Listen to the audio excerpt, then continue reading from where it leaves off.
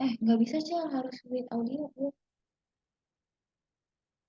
Kan kamu, aku mute aja. Oh ya. Bentar ya.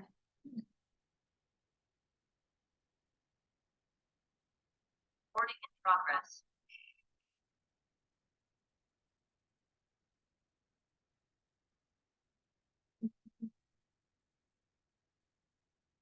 Assalamualaikum warahmatullahi wabarakatuh. Yang terhormat Bapak Sukata, kami dari kelompok 1 ingin mempresentasikan hasil diskusi kami terkait pengenalan teori akuntansi dan kerangka dasar penyusunan laporan keuangan.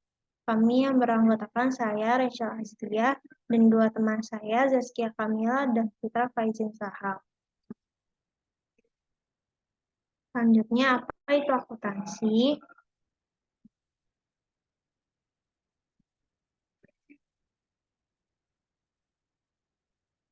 Istilah teori dapat digunakan dengan berbagai cara. Karena itu, hal ini dapat memiliki beberapa arti, yang salah satunya berdefinisi sebagai bahwa teori merupakan sistem deduktif, pernyataan-pernyataan yang keumumannya semakin menurun yang muncul dari premis yang disepakati atau dihipotesiskan. Alasan lainnya adalah bahwa teori adalah seperangkat ide yang digunakan untuk menjelaskan pengamatan di dunia nyata. Dalam teks klasiknya tentang teori akuntansi, Jackson menawarkan definisi teori dan teori akuntansi yang sesuai dengan teks ini. Hal ini juga dimasing-masingkan dan didefinisikan dalam beberapa poin yang akan kami presentasikan. Seperti yang pertama itu, di sini yang pertama itu definisinya sebagai seperangkat prinsip hipotesis, konseptual, dan pragmatis yang berhubungan yang membentuk kerangka acuan umum untuk suatu bidang penyelidikan. Yang kedua ada definisi sebagai penalaran logis dalam bentuk seperangkat prinsip luas yang memberikan kerangka acuan umum yang dengannya praktik akuntansi dapat dievaluasi dan memandu pengembangan praktik dan prosedur baru. Next, ada teori dapat tergantung pada beberapa hal di bawah ini. Teori secara sederhana dapat digambarkan sebagai apa sih yang menjadi ketergantungan dalam teori. Yang pertama itu, seberapa baik ia menjelaskan dan memprediksi realitas. Yang kedua, seberapa baik hal itu dikonstruksikan baik secara teoritis maupun empiris. Dan yang terakhir, seberapa teori tersebut dapat diterima diimplikasi terhadap sekelompok ilmuwan, profesional, bahkan masyarakat secara keseluruhan. Next, ada teori akuntansi. Jadi, teori akuntansi ini ada yang beranggapan bahwa merupakan sebuah konsep modern jika dibandingkan dengan, katakanlah, teori-teori yang berasal dari matematika atau fisika. Namun, akuntansi ini pertama kali dikembangkan sebagai seperangkat alat untuk mencatat aktivitas atau transaksi. Bahkan, risalah Pacioli atau dilihat dari yang sebelumnya, bahwa tentang akuntansi bahwa double entry difokuskan pada pendokumentasian proses yang terlibat dan bukan tentang menjelaskan dasar yang mendasari metode pencatatan ini. Chambers juga merangkum pandangan bahwa akuntansi terutama berkembang secara improvisasi dan bukan secara sistematis berdasarkan teori terstruktur. Akuntansi juga sering kali digambarkan sebagai kumpulan praktik yang dikembangkan sebagai respons terhadap kebutuhan praktis, bukan melalui pemikiran yang disengaja atau yang telah disistematis. Artinya itu adalah bahwa banyak resep akuntansi tentang bagaimana akuntansi dikembangkan untuk menyelesaikan masalah yang muncul. Oleh sebab itu, teori yang mendasari resep tersebut juga berkembang secara tidak terstruktur. Hal ini menyebabkan inkonsistensi dalam praktiknya. Contohnya saja seperti metode penyusutan yang berbeda. Sebagai respons terhadap peningkatan permintaan,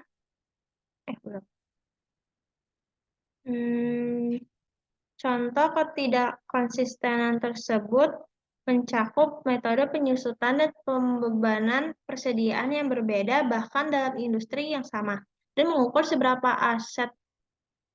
aset pada nilai wajar, sedangkan aset stok lainnya diukur pada biaya perolehan. Dalam kasus ini, beberapa transaksi tidak dimasukkan sepenuhnya ke dalam laporan keuangan. Misalnya, seperti langkah untuk mengatur pengungkapan terkait kapitalisasi komitmen sewa tertentu merupakan respon langsung terhadap praktik yang diterapkan yang gagal mengakui kewajiban sewa dalam rekening perusahaan.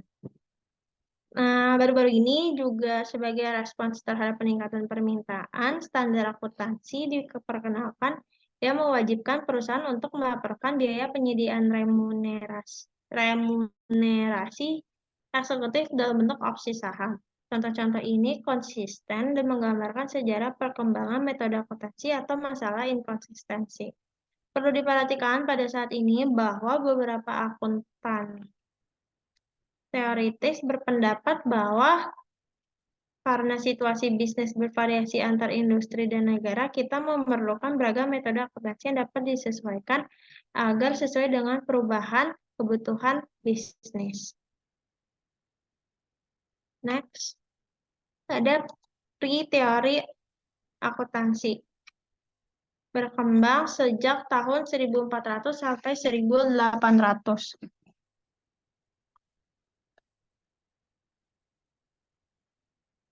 Sebelum sistem pencatatan ganda diformalkan pada tahun 1400,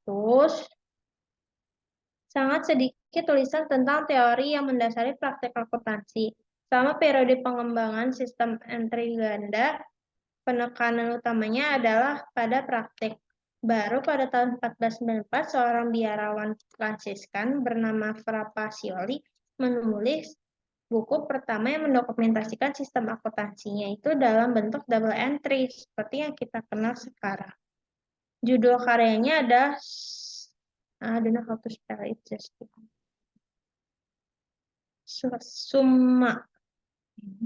Summa de Arithmetica Geometria Proportioni at Proportionalita.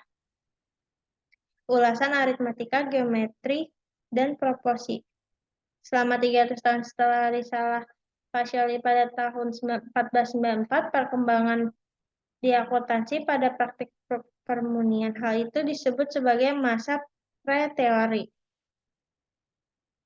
Lalu tidak ada teori akuntansi yang dirancang sejak masa Pacioli hingga awal abad ke-19. Banyaknya saran teori yang muncul di sana sini, namun tidak sebatas yang diperlukan untuk menempatkan akuntansi pada dasar sistematis. Hingga pada tahun 1930, perkembangan teori akuntansi bersifat acak dan tidak jelas.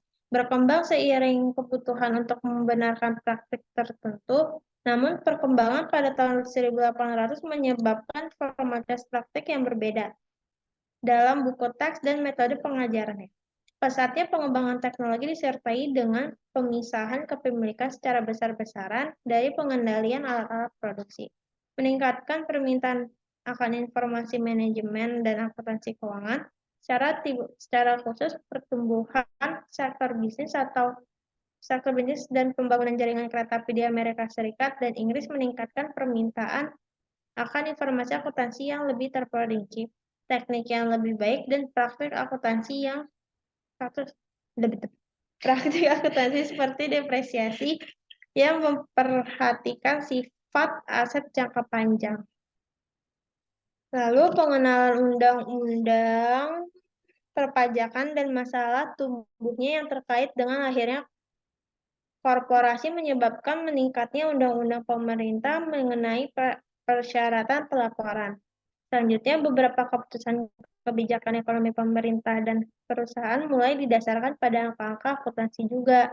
Selama periode ini, teori ekonomi mengalami kemajuan yang pesat dan mulai dikaitkan dengan tuntutan informasi akuntansi. Perkembangan ini terutama terjadi di Inggris. Mereka memberikan dorongan bagi pertumbuhan teori-teori yang menjelaskan praktik akuntansi untuk memungkinkan akuntan menghadapi isu-isu yang baru yang muncul dan untuk menjelaskan kepada siswa mengapa prosedur tertentu diadopsi. Setelah itu, perkembangan teori akuntansi bergeser dari Inggris ke Amerika.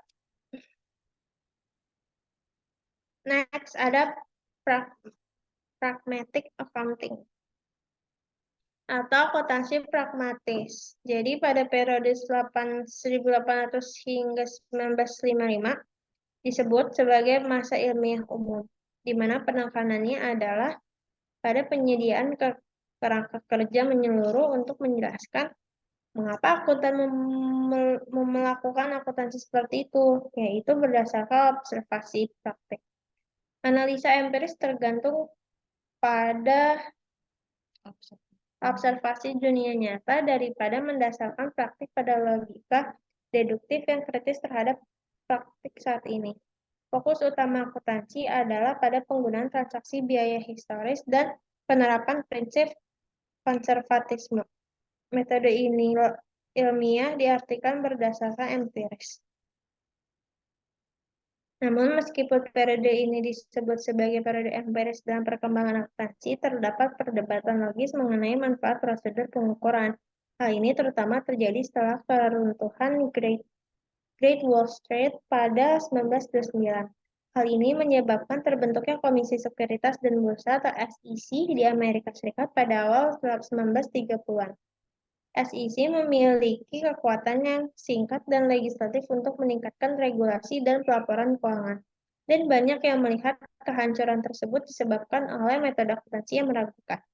Stephen Zalf melaporkan bahwa Talley dan Krebs, kedua praktisi terkemuka, sangat kritis terhadap praktik penulisan akuntansi di Amerika Serikat pada 1920-an.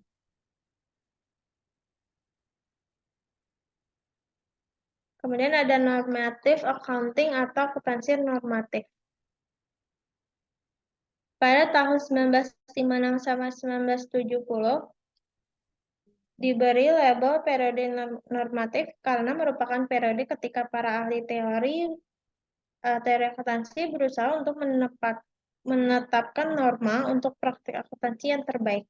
Selama periode ini, para peneliti seperti Edward and Bell pada tahun 1961 dan Chambers pada tahun 1966 kurang memperhatikan apa yang sebenarnya terjadi dalam praktik dan lebih peduli pada pengembangan teori yang menentukan apa yang seharusnya terjadi.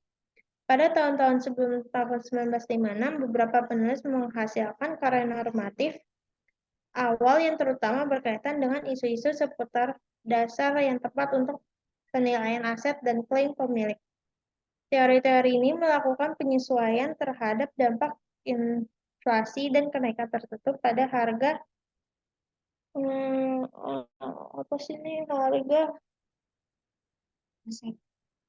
aset tases.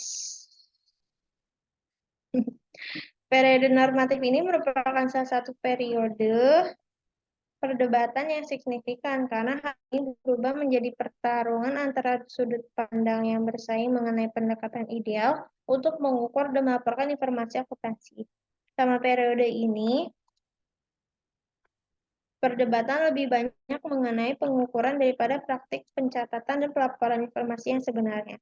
Namun, hasil akhirnya adalah tidak ada pilihan yang jelas untuk mengubah praktik ke satu sistem akuntansi yang ideal atau penyesuaian inflasi atau harga yang mengarah pada penggunaan metode biaya historis secara terus-menerus. Lalu profesi akuntansi di Australia enggan menghidupkan kembali perdebatan mengenai rekomendasi sistem pengukuran spesifik dan ideal dan gagal mengeluarkan pedoman pengukuran yang komprehensif. Sebaliknya, Pada tahun 2005, provinsi ini mengadopsi pedoman pengukuran terdapat dalam kerangka konseptual Dewan Standar Akuntansi Internasional.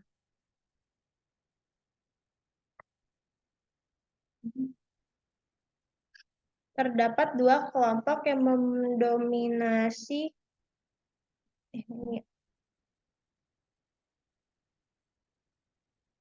yang mendominasi periode normatif ini yaitu kritikus akuntansi biaya historis dan pendukung kerangka konseptual. Lalu ada beberapa tumpang tindih antara kedua kelompok ini, terutama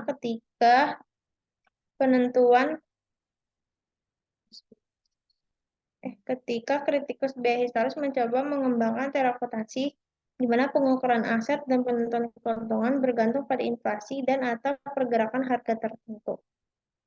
Sama periode normatif, gagasan tentang kerangka konseptual semakin populer. Kerangka konseptual adalah teori akuntansi yang terstruktur seperti kerangka kerja yang dimaksud untuk mencakup seluruh komponen pelaporan keuangan yang dimaksudkan untuk memandu praktik.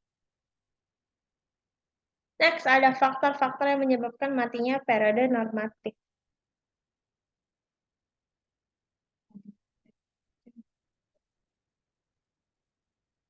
Periode normatif berakhir pada awal tahun 1970-an dan digantikan oleh periode teori ilmiah spesifik atau era positif tahun 1970. Dua faktor utama yang menyebabkan matinya periode normatif adalah ketidakmungkinan penerimaan teori normatif tertentu, penerapan prinsip-prinsip ekonomi dan keuangan, peningkatan pasokan data dan metode pengujian baru. Karena teori akuntansi normatif menentukan bagaimana akuntansi harus dipraktikkan. Teori tersebut didasarkan pada opini tentang apa yang harus dilaporkan oleh akun dan secara terbaik untuk melakukan mengenai tujuan dan metode akuntansi yang tepat berbeda-beda antar individu. Dan sebagian besar ketidakpuasan terhadap pendekatan normatif adalah bahwa pendekatan tersebut tidak memberikan cara untuk menyelesaikan perbedaan pendapat ini.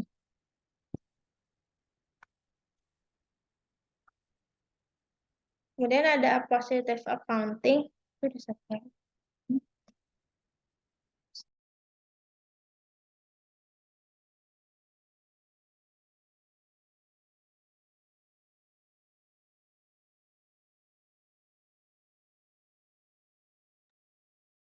Lalu ada akuntansi positif, yaitu ketidakpuasan terhadap teori normatif, maka dikombinasikan dengan meningkatnya akses terhadap kumpulan data empiris dan meningkatnya pengakuan argumen ekonomi dalam literatur akuntansi yang menyebabkan pergeseran bentuk empiris baru yang beroperasi di bawah label luas teori positif. Sebenarnya teori positif ini bukanlah sesuatu yang baru karena teori ini didasarkan pada pendekatan empiris yang menjadi landasan periode ilmiah umum. Teori positif berusaha memberikan kerangka kerja untuk menjelaskan praktik-praktik yang diamati, yaitu apakah yang dihasilkan oleh akuntan publik memiliki tujuan kegunaan keputusan dan apakah memenuhi peran-peran lain dan lebih rendah atau lebih unggul dari alternatif yang diusulkan. Tujuan teori akuntansi positif ini adalah untuk menjelaskan dan memprediksi praktek akuntansi. Contoh teori positif adalah teori yang mengarah pada apa yang disebut dengan hipotesis rencana bonus. Teori ini bergantung pada manajer sebagai pemaksimal kekayaan yang lebih memilih yang memiliki banyak kekayaan daripada lebih sedikit bahkan yang mengorbankan kekayaannya pemegang saham. Jika manajer digaji sebagian dengan bonus berdasarkan laba akuntansi yang dilaporkan, maka manajer mempunyai insentif untuk menggunakan kebijakan akuntansi yang memaksimalkan laba yang dilaporkan pada periode ketika mereka kemungkinan besar akan menerima bonus. Teori ini mengarah pada prediksi hipotesis bahwa manajer yang diberi imbalan melalui rencana bonus lebih banyak menggunakan metode akuntansi peningkatan laba dibandingkan manajer yang tidak diberi imbalan atau melalui secara rencana bonus. Teori-teori tersebut penting karena menjelaskan dampak ekonomi atau kekayaan akuntansi dan mengapa akuntansi penting bagi pihak seperti pemegang saham, pemberi pinjaman, dan manajer yang seluruh kekayaan pribadinya dipengaruhi oleh keputusan akuntansi.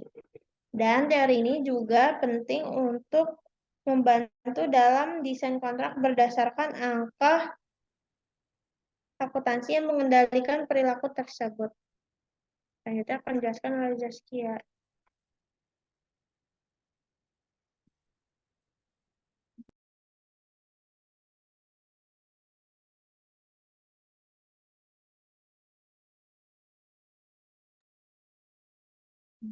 Slide. Selanjutnya di sini kita akan membahas mengenai materi mengenai positive accounting atau akuntansi positif. Adapun coba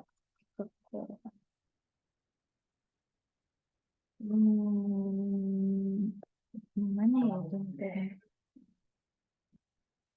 Sebentar materinya.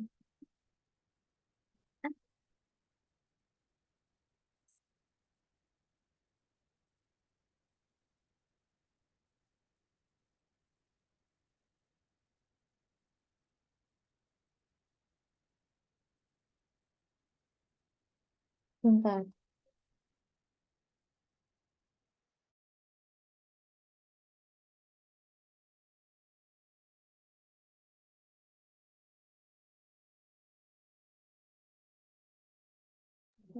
Nah, selanjutnya di sini ada kekurangan dari positive accounting, yaitu di sini dia memaksimalkan kekayaan yang telah menjadi jawaban untuk menjelaskan semua praktik akuntansi yang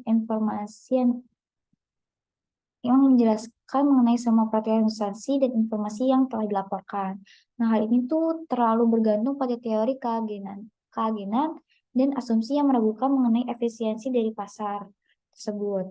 Adapun penelitian dari perilaku akuntansi positif ini. Yang pertama, dia berkaitan dengan implikasi sosiologis dari angka-angka akuntansi dan tindakan terkait dari permainan kunci itu.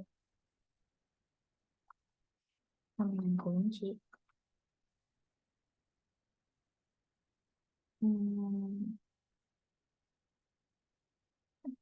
Itu yang mana ya? Bentar. Permainan kunci.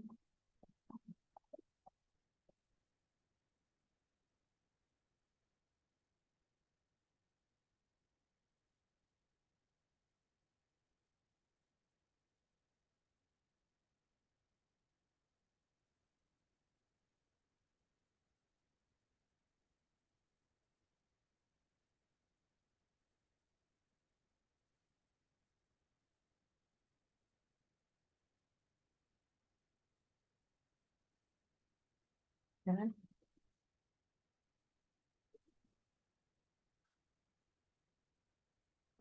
Permainan kunci, terus munculnya pada tahun 1950. Ini 1950 itu yang mana ya? Oh, penelitian perilaku dalam akuntansi yang muncul pada awal tahun 1950-an dan pertama kali muncul dalam literatur akuntansi pada tahun 1967.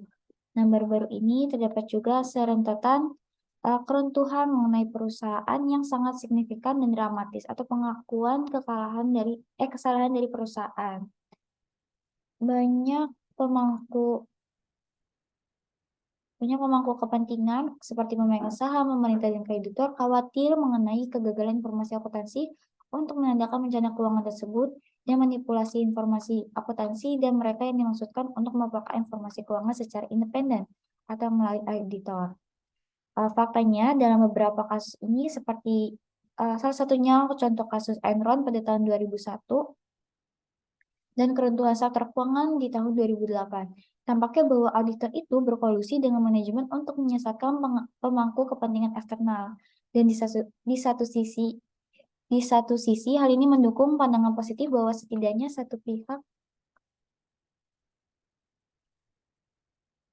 pihak bertindak untuk memaksimalkan kekayaannya dan jelas merugikan pihak lain. Nah, hal ini mengarah pada pandangan alternatif. Jadi jika teori berfokus pada dampak akuntansi terhadap perilaku daripada penjelasan setelah peristiwa perilaku yang diamati, maka kegagalan perusahaan dan pelaporan saat ini dapat diprediksi dengan baik. Begitupun sebaliknya seperti yang telah terjadi di tahun 1930-an setelah keruntuhan besar dari si bursa Wall Street, ada persyaratan pelaporan legislatif yang telah ditinggalkan secara signifikan, misalnya seperti Sarbanes-Oxley Act yang di tahun 2002 di Amerika Serikat. Jadi setelah runtuhnya si apa tuh Wall Street ya. Nah, salah satu pandangannya ini adalah bahwa tidak mungkin untuk mengembangkan teori akuntansi tunggal karena keserakahan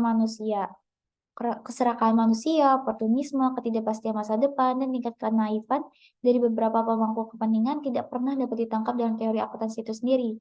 Makanya nih ada standar akuntansi dan undang-undang pelaporan merupakan hasil dari persaingan kepentingan dan hal ini mungkin menjadi tempat untuk mulai mengembangkan teori baru tentang perilaku akuntansi. Selanjutnya ada perkembangan terkini. Jadi baik kepentingan akademis maupun profesional dalam pengembangan teori itu cenderung selaras di masa lalu. Namun belakangan ini terjadi perkembangan akademis dan profesional dalam teori akuntansi yang telah mengambil pendekatan yang agak berbeda. Meskipun pendekatan penelitian akademis tetap pada bidang pasar modal, teori keagenan dan dampak perilaku. Jadi profesi ini menggunakan pendekatan yang lebih normatif. Secara khusus, profesi ini telah mencari teori normatif untuk menyatukan praktik akuntansi dan membuatnya lebih homogen. Sedangkan penelitian akademis telah berusaha untuk lebih memahami peran dan dampak berbagai bentuk informasi akuntansi. Jadi pendekatan positif dan normatif ini tidak bertentangan karena pemahaman tentang dampak akuntansi merupakan faktor yang dipertimbangkan membuat standar akuntansi yang menggunakan resep praktik.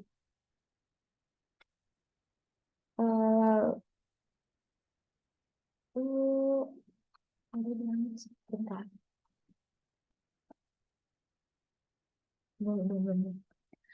Lalu sebentar.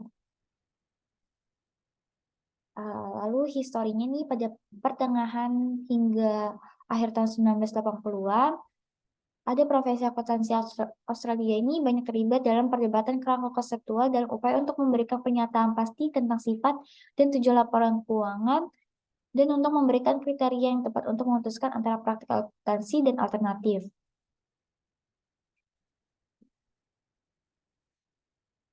Lalu kerangka konsep karena dalam beberapa tahun tersebut kan melalui proses untuk mencari tahu kerangka konseptual. Nah, kerangka konseptual dari berbagai negara ini nantinya akan digunakan dalam mengembangkan standar akuntansi dan dalam upaya mengurangi inkonsisten yang timbul dari perkembangan teori dan praktik sebelumnya yang terfragmentasi. Kebutuhan akan kerangka kerja, Kebutuhan akan kerangka kerja yang tunggal dan konsisten telah diterima secara luas dalam beberapa tahun terakhir.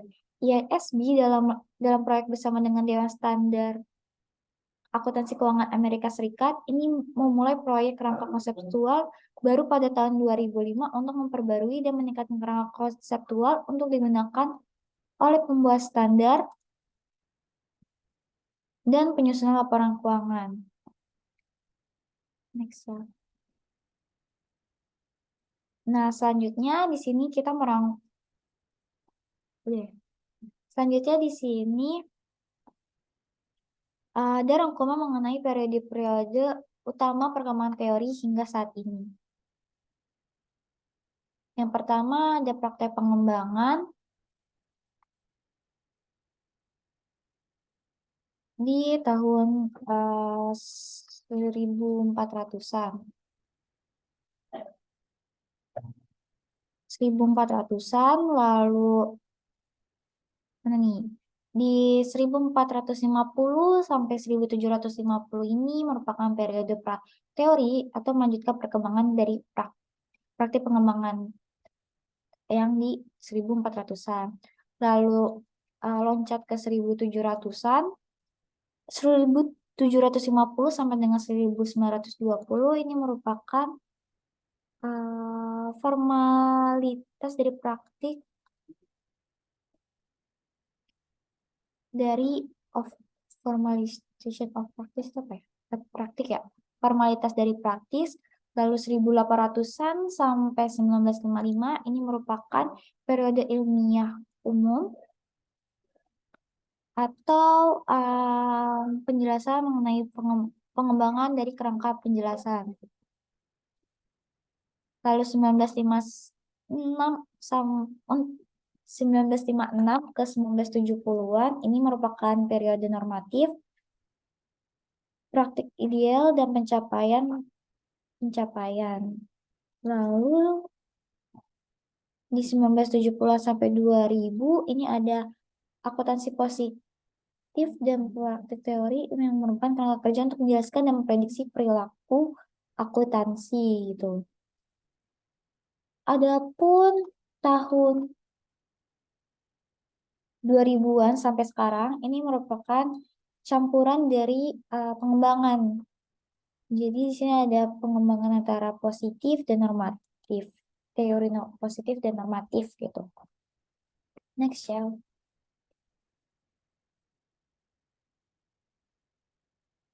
Nah, selanjutnya di sini ada garis besar dari isi yang PPT sebelum-sebelumnya gitu. Di sini ada restruktur pada tahun 1980-an. Ini menyatakan sifat dan tujuan dari pelaporan. Di sini tadi menjelaskan mengenai sifat dan tujuan dari pelaporan keuangan. Itu seperti apa? Lalu yang kedua, di sini kita menetapkan kriteria untuk memutuskan antara praktik akuntansi dan alternatif itu bagaimana. Selanjutnya kita membahas mengenai perkembangan terbaru.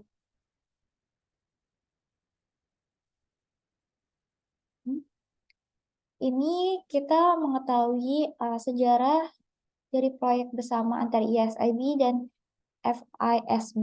Terus adanya harmonisasi praktik akuntansi internasional melalui serangkaian standar pelaporan keuangan internasional atau IFRS yang sudah menjadi konsisten sampai saat ini. Lalu selanjutnya ada yang mendasari IFRS mendukung langkah ke arah berikutnya, yaitu pada praktek akuntansi yang memberikan informasi untuk meningkatkan pengambilan keputusan oleh investor dan pihak lain. Lalu kita juga bahas mengakui seluruh keuntungan dan kerugian pada periode akuntansi, di mana keuntungan dan kerugian tersebut terjadi, dan yang terakhir kita mengukur menggunakan nilai yang keluar. Selanjutnya kita akan membahas mengenai kerangka dasar penyusunan dan penyajian laporan keuangan yang dari PSAK 00. Yang pertama di sini ada pendahuluan. Sebentar. Pendahuluan. Di pendahuluan ini, kosong. Ini nggak bisa. Sebentar. Nggak bisa? Nggak apa-apa. Bentar, Cel.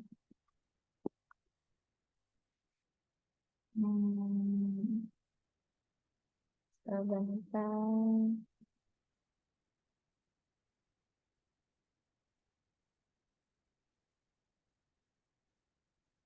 Sebentar.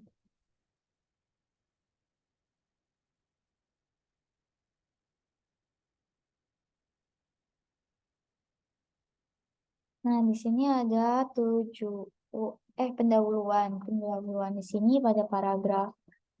Yang pertama kita membahas mengenai tujuan dan peranan. Jadi kerangka dasar ini merumuskan konsep yang mendasari penyusunan dan penyajian laporan keuangan bagi para pemakai eksternal. Nah, tujuan dari kerangka dasar ini apa sih? Tujuannya adalah untuk digunakan sebagai acuan bagi yang pertama itu ada Komite Penyusunan Standar Akuntansi keuangan dalam pelaksanaan tugasnya, terus juga ada penyusunan laporan keuangan, yaitu untuk menanggulangi masalah akuntansi yang belum diatur dalam standar akuntansi keuangan. Yang ketiga, untuk auditor, dalam memberikan pendapat mengenai apakah laporan keuangan itu disusun sesuai dengan prinsip akuntansi yang berlaku umum. Dan yang terakhir adalah para pemakai laporan keuangan. Jadi dalam menafsirkan informasi yang disajikan dalam laporan keuangan yang disusun sesuai dengan standar akuntansi keuangan.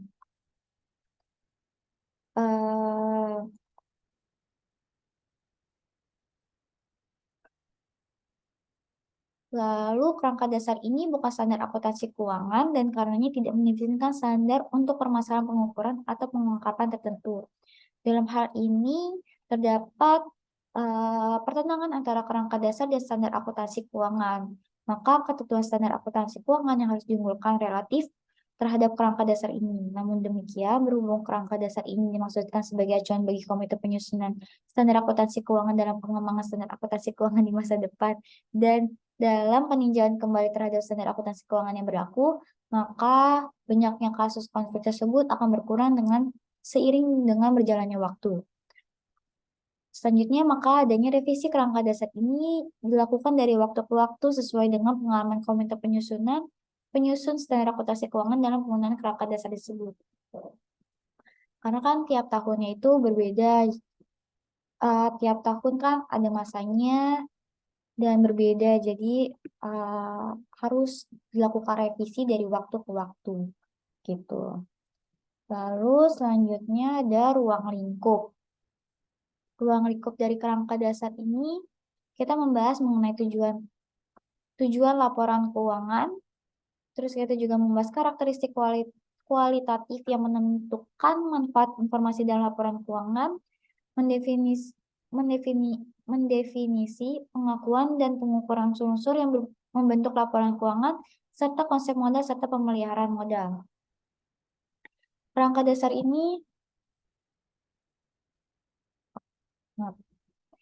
dasar ini membahas laporan keuangan untuk tujuan umum atau general purpose financial statements yang selanjutnya hanya disebut laporan keuangan. Termasuk laporan keuangan konsolidasi. Jadi laporan keuangan itu disusun dan disajikan sekurang-kurangnya itu setahun sekali untuk memenuhi kebutuhan sejumlah besar pemakaiannya. Jadi beberapa genre pemakaian ini memerlukan dan berhak untuk memperoleh informasi tambahan di samping yang tercakup dalam laporan keuangan. Namun demikian, banyak pemakai sangat tergantung pada laporan keuangan sebagai sumber utama informasi keuangan, dan karena itu laporan keuangan tersebut seharusnya disusun dan disajikan dengan mempertimbangkan kebutuhan mereka. Jadi laporan keuangan dengan tujuan khusus seperti prospektus dan perhitungan yang dilakukan untuk tujuan perpajakan tidak termasuk dalam kerangka dasar ini. Adapun laporan keuangan itu merupakan juga dari proses pelaporan keuangan. Jadi laporan keuangan yang lengkap biasanya itu meliputi neraca, laporan laba rugi, laporan perubahan posisi keuangan, terus ada catatan dan laporan lain, serta materi penjelasan yang merupakan bagian integral dari laporan keuangan. Di samping itu juga termasuk dengan schedule dan informasi tambahan yang berkaitan dengan laporan tersebut. Misalnya informasi keuangan segmen industri dan geografi, serta pengungkapan pengaruh perubahan harga.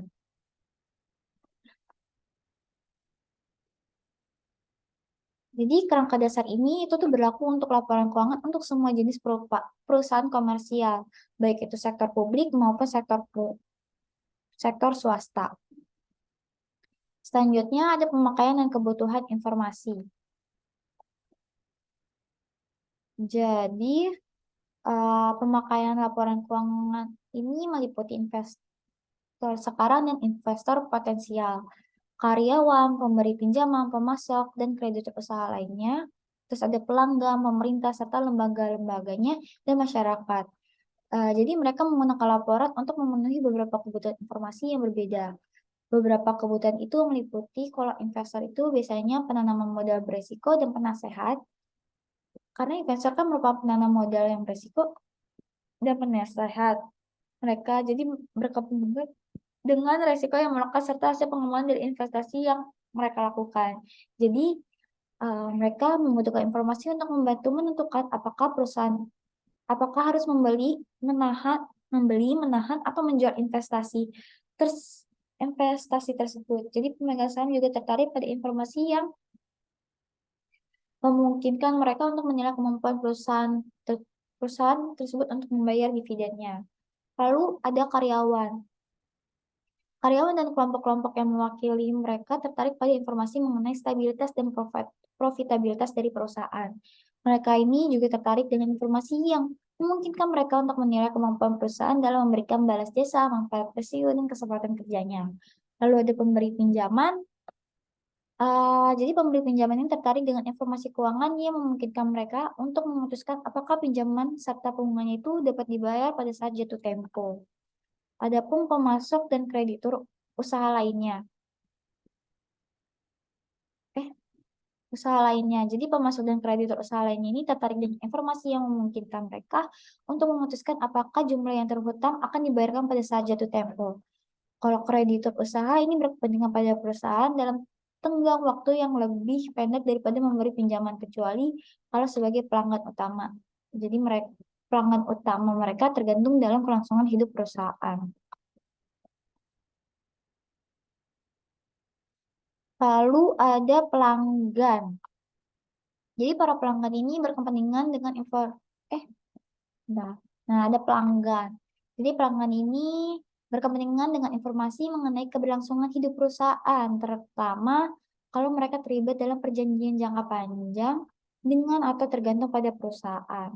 Lalu selanjutnya ada pemerintah. Jadi pemerintah dan berbagai lembaga yang berada di bawah kekuasaannya berkepentingan dengan alokasi sumber daya dan karena itu berkepentingan dengan aktivitas dari perusahaan. Mereka juga membutuhkan informasi untuk mengatur aktivitas perusahaan, menetapkan kebijakan pajak, dan sebagai dasar untuk menyusun statistik pendapatan nasional dan statistik lainnya. Yang terakhir itu ada masyarakat. Jadi perusahaan mempengaruhi anggota masyarakat dalam berbagai cara. Misalnya perusahaan dapat memberikan kontribusi berarti pada perekonomian nasional termasuk jumlah orang yang dipekerjakan dan perlindungan kepada penanam modal domestik. Jadi laporan keuangan dapat membantu masyarakat dengan menyediakan informasi kecenderungan atau tren dan perkembangan terakhir kemakmuran perusahaan serta rangkaian aktivitasnya.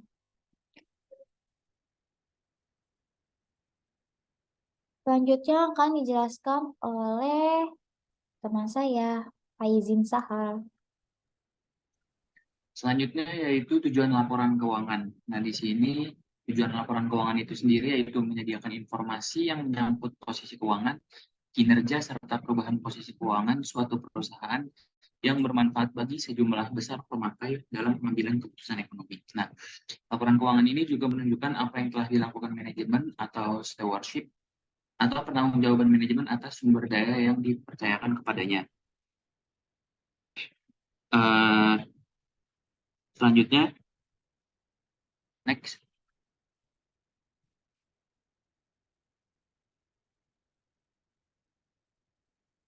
Selanjutnya yaitu posisi keuangan, kinerja, dan perubahan posisi keuangan.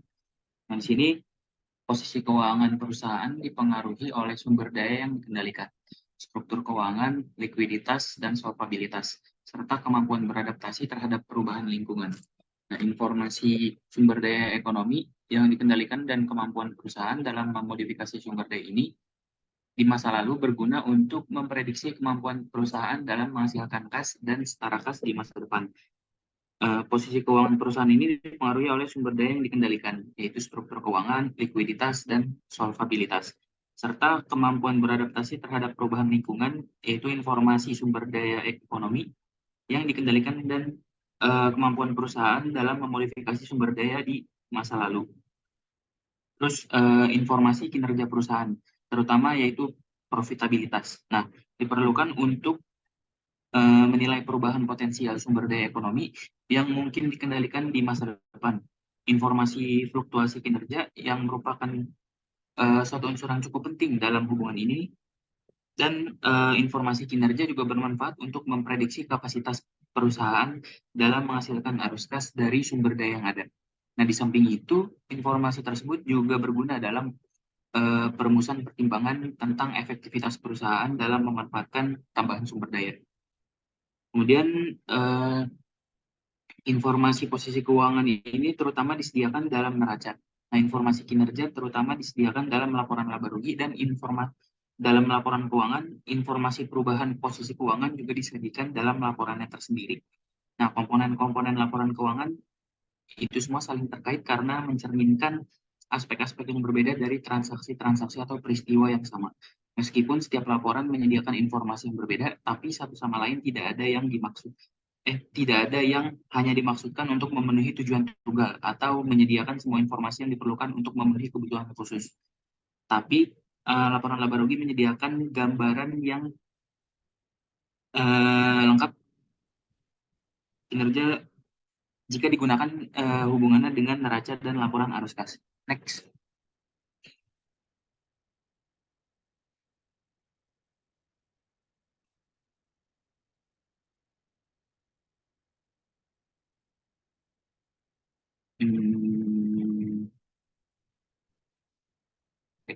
Posisi keuangan, kinerja, dan perubahan posisi keuangan. Nah, informasi kinerja perusahaan ini diperlukan untuk menilai perubahan potensial sumber daya ekonomi yang mungkin dikendalikan di masa depan.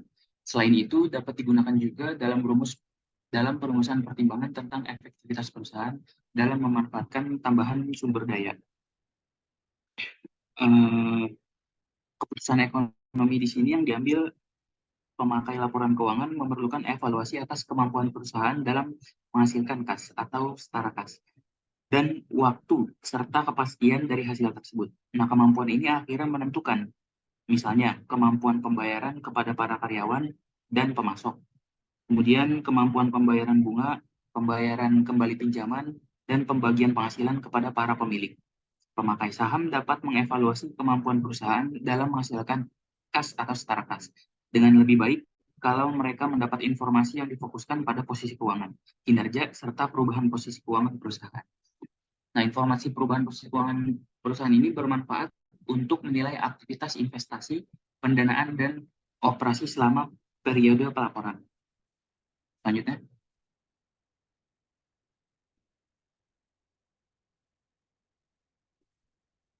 Karakteristik kualitatif dan laporan keuangan.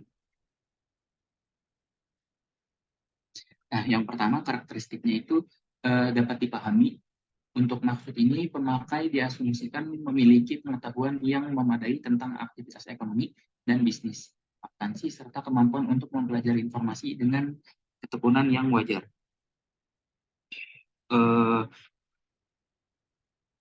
Kualitas ini penting untuk informasi yang ditampung dalam laporan keuangan, yaitu kemudahannya untuk segera dapat dipahami oleh pemakai. Kemudian,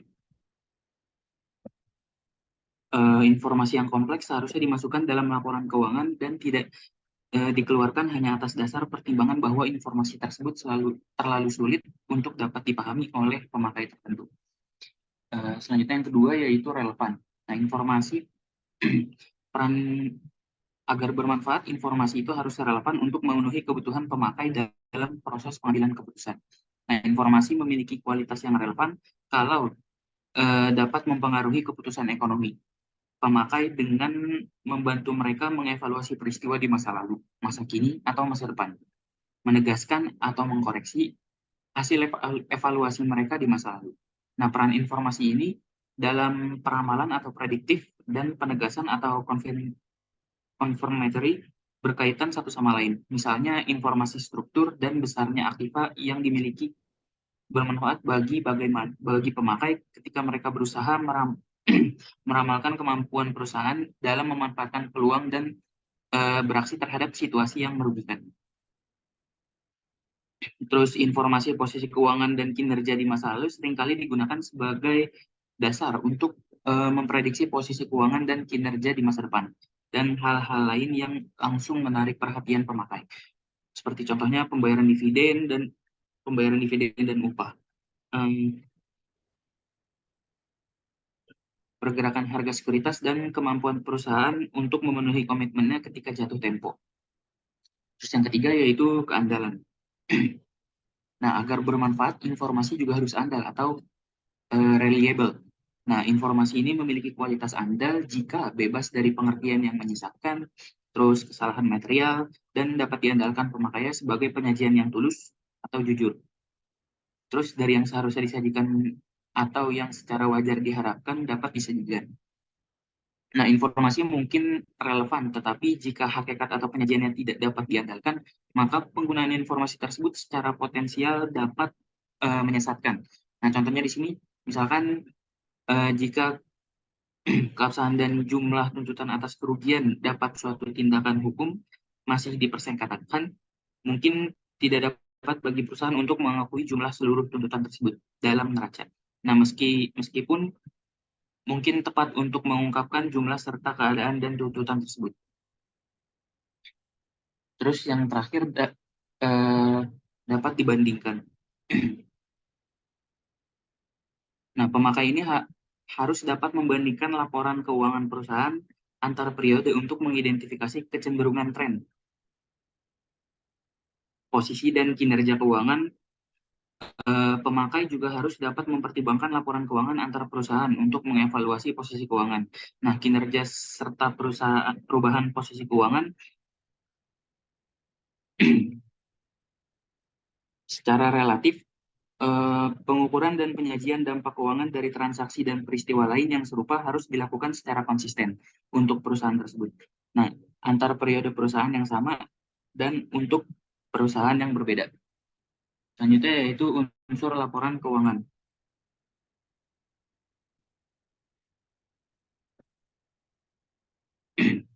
Nah, laporan keuangan menggambarkan dampak keuangan dari transaksi dan peristiwa lain yang diklasifikasikan dalam beberapa kelompok dasar. Menurut karakteristik ekonominya, kelompok besar ini merupakan unsur laporan keuangan. Kelompok besar ini merupakan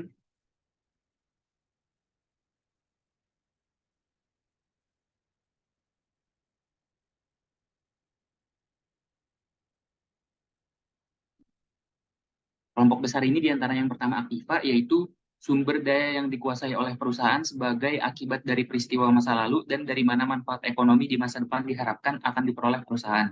Kemudian yang kedua yaitu kewajiban, merupakan hutang perusahaan masa kini yang timbul dari peristiwa masa lalu. Penyelesaiannya diharapkan mengakibatkan arus keluar dari sumber daya perusahaan yang mengandung manfaat ekonomi.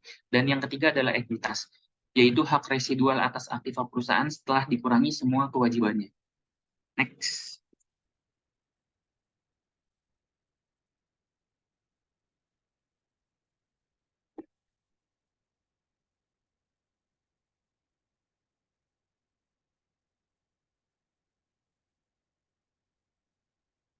Wait.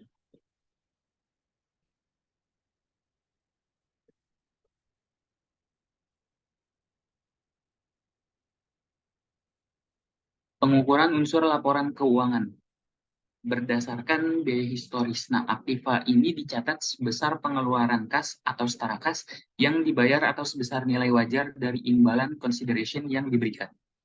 Kemudian pengukuran biaya kini yang dimana aktiva dinilai dalam jumlah kas atau setara kas yang seharusnya dibayar bila aktiva yang sama atau secara aktiva diperoleh sekarang. Terus kemudian ada nilai realisasi di mana aktiva dinyatakan dalam jumlah kas atau setara kas yang dapat diperoleh sekarang dengan menjual aktiva dalam pelepasan normal. Kemudian nilai sekarang, yaitu aktiva yang dinyatakan sebesar arus kas atau setara kas yang masuk bersih di masa depan yang diskontokan ke nilai sekarang dari pos yang diharapkan dapat memberikan hasil dalam pelaksanaan usaha normal. Selanjutnya,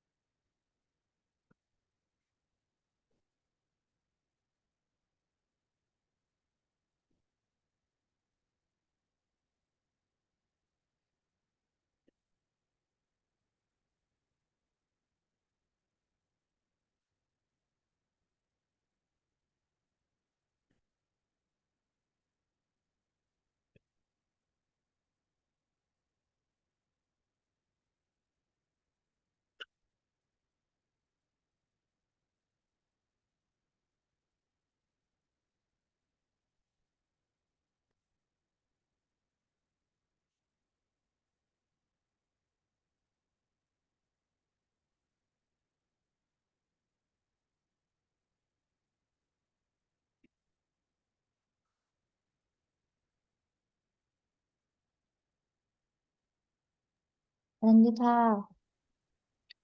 selanjutnya pengakuan unsur laporan keuangan.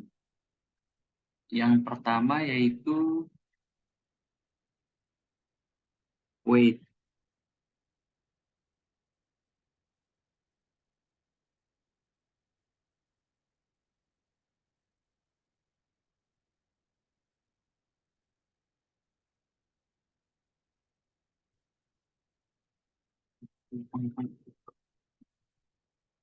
Yang pertama yaitu pengakuan aktiva. Di sini aktiva diakui dalam neraca kalau besar kemungkinan bahwa manfaat ekonominya di masa depan diperoleh perusahaan dan aktiva tersebut mempunyai nilai atau biaya yang dapat diukur dengan andal. Kemudian yang kedua yaitu pengakuan kewajiban. Nah, pengakuan kewajiban ini diakui dalam neraca kalau besar kemungkinan bahwa pengeluaran sumber daya yang mengandung manfaat ekonomi akan dilakukan untuk menyelesaikan kewajiban atau obligation yang sekarang dan jumlah yang harus diselesaikan dapat diukur dengan andal. Yang ketiga yaitu pengakuan penghasilan. Di sini kenaikan manfaat ekonomi selama suatu periode akuntansi dalam bentuk pemasukan atau penambahan aktiva ataupun penurunan kewajiban yang mengakibatkan kenaikan ekuitas yang tidak berasal dari kontribusi penanam modal. Dan yang terakhir, yang keempat, yaitu pengakuan beban, di mana penurunan manfaat ekonomi selama suatu periode akuntansi dalam bentuk arus keluar atau berkurangnya aktiva atau terjadinya kewajiban yang mengakibatkan penurunan ekuitas yang tidak menyangkut pembagian kepada penanam modal. Next.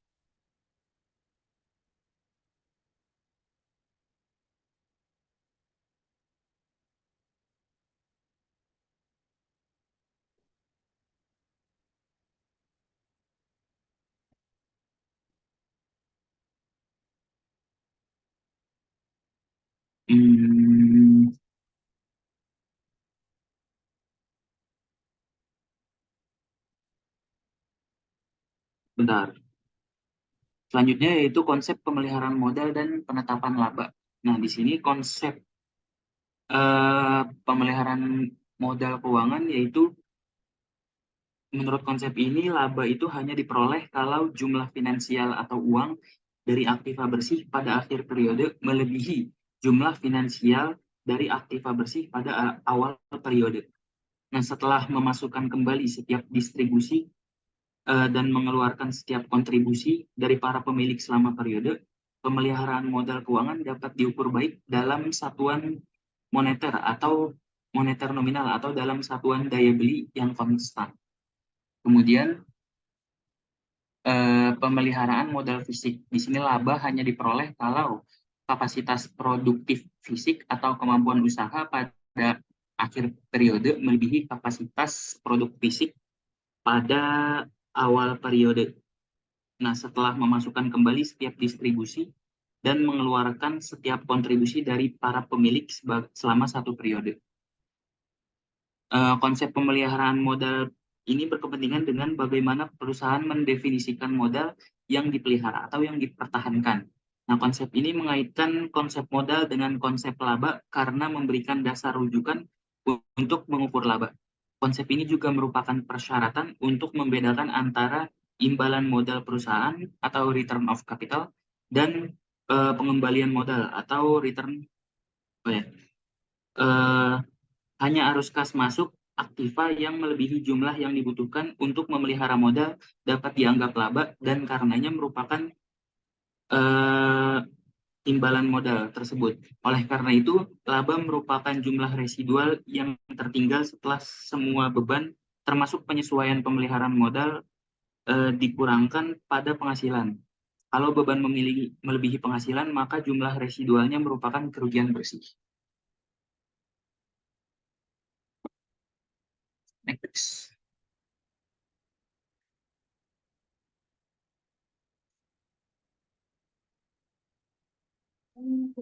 Ya, sekian presentasi dari kamu.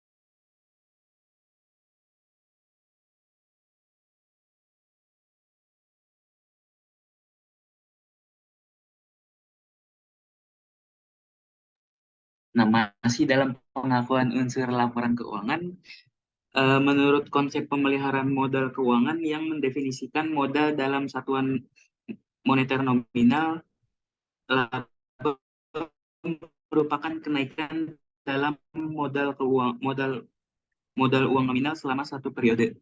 Jadi, kenaikan harga aktiva yang dimiliki selama satu periode yang secara konvensional disebut keuntungan akibat pemilikan atau holding gains. Secara konseptual disebut laba. Namun demikian, jumlahnya tidak diakui sampai aktiva tersebut dilepaskan dalam transaksi pertukaran. Kalau konsep pemeliharaan modal keuangan itu sendiri didefinisikan dalam satuan daya beli konstan. Jadi, laba merupakan kenaikan daya beli yang diinvestasikan selama satu periode. Kemudian, hanya bagian dari kenaikan harga aktiva yang melebihi kenaikan tingkat harga umum disebut sebagai laba. Sisa kenaikan yang lain diperlakukan sebagai penyesuaian pemeliharaan modal dan karena itu merupakan bagian dari ekuitas. Terus kalau menurut pemeliharaan modal fisik yang mendefinisikan modal dalam kapasitas produktif fisik, laba merupakan kenaikan modal tersebut selama suatu periode. Nah, semua perubahan harga yang mempengaruhi aktiva dan kewajiban perusahaan dipandang sebagai perubahan dalam pengukuran kapasitas produktif fisik perusahaan. Karena itu, jumlahnya diperlakukan sebagai penyesuaian pemeliharaan modal yang merupakan bagian ekuitas dan bukan merupakan laba. Oke, next.